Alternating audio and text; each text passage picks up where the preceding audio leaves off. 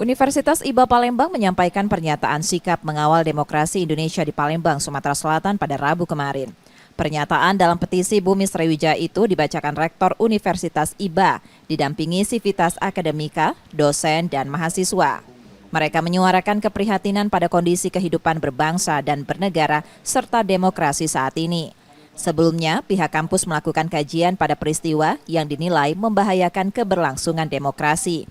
Antara lain, pernyataan Presiden dirinya boleh berkampanye dan memihak, serta dugaan politisasi bantuan sosial yang merupakan hak rakyat namun diduga disalahgunakan untuk kepentingan calon tertentu.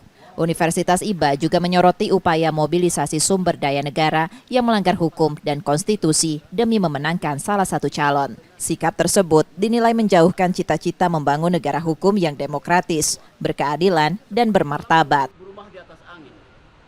Nah, kita melihat ada gejala-gejala yang justru membahayakan keberlangsungan proses demokrasi itu sendiri.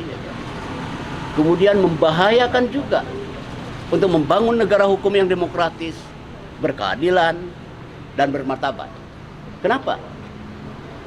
Karena kita menyaksikan dari Presiden yang menyatakan dirinya akan cawe-cawe. Presiden juga menyatakan bahwa Presiden bisa berkampanye atau berpihak.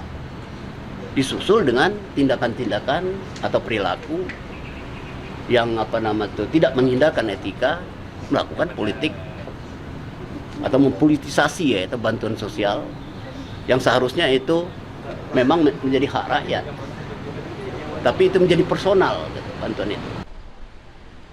Universitas IBA juga menuntut pemerintah, KPU, Bawaslu, TNI, dan Polri bersikap netral untuk mewujudkan pelaksanaan pemilu 2024 yang jujur dan adil.